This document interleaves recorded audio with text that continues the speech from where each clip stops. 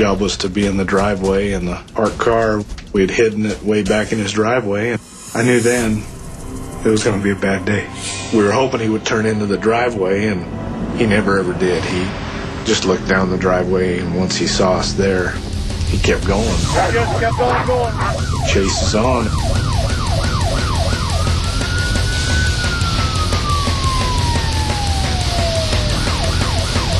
Pretty much chase him down. He's in a tool truck. From everything I knew of what he'd done and the reasons why we were trying to stop him, I didn't have any doubt in my mind that we were going to chase him forever.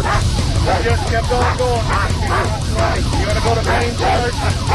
Bonneville 344. We're at the intersection of County Line Road and 160 East. We're still eastbound. You know, there's only so much you can do in an Impala to a tool truck. And we get up the highway quite a ways towards the mountains, and he ends up making a turn. And once we got up in there, we passed the ski area, and we're getting into the hills and the gravel road. It's the pavement on the gravel just past the ski hill, about 40 miles an hour. As we got further and further along and closer to the mountains, and the road was getting narrower, and pretty soon we run out of pavement. Once you get up into the wood, it's an added fear factor. Now, I mean, you're not out in an open field where you can watch this guy run. If he gets out and away from you, he's gone.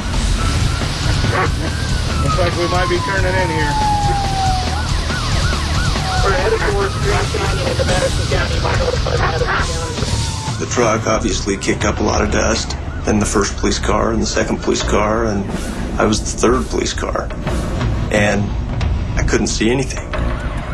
I don't know what it was on the gravel. He just took off. He was driving so fast. And on the gravel, it's hard to maintain your car at over 50 miles an hour. That was one of the biggest fears, was just plugging that road up if I crashed. I knew there was a lot of people behind me following me. I couldn't see where they were at. My thought was, I don't want Jim to be up there with this guy by himself. All I can see is the bad guy. And then the other guy calling the pursuit so far back. I'm like, man, I hope they didn't slide off the road, or I hope they're with me. Wasn't familiar with the road. Started asking what the road was going to do.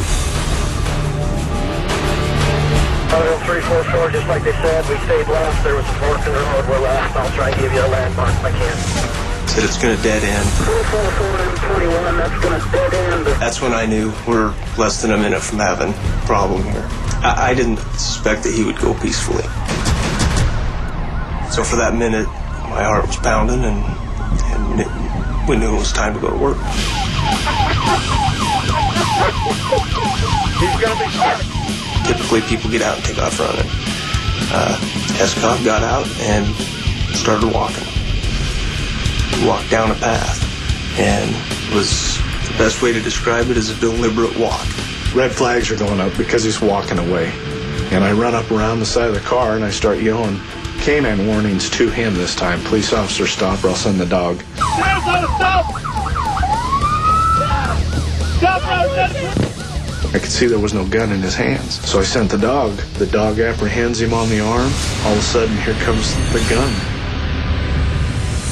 And I'm standing there aiming a gun at him, and I'm thinking, well, I've got to shoot him before he shoots us. As Hescock starts to raise that gun towards us, I knew then it was either us going home or him. Lovell and I shot right about the same time. And he went down quick. I remember shooting at that first time and missing. I remember squeezing off a second shot and seeing him catch it. I remember seeing his body move, and three of us then started advancing up the trail. We get up to where he's at, and we can see that Jim's dog, Rick's been shot. He was dead, and Hescock was laying on the ground dead. The first thing I remember hearing after that is Todd, Sergeant Raymond, yelling, "I've been shot, I've been shot." I wasn't even sure that I'd been shot. It just didn't hurt. I thought I walked just fine.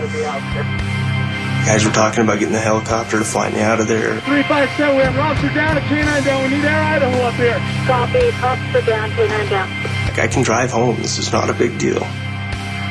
When the pain hit, it was tremendous. It hurt bad. Obviously, no one wants to pay the ultimate sacrifice, but law enforcement officers are willing to put themselves in harm's way to protect others.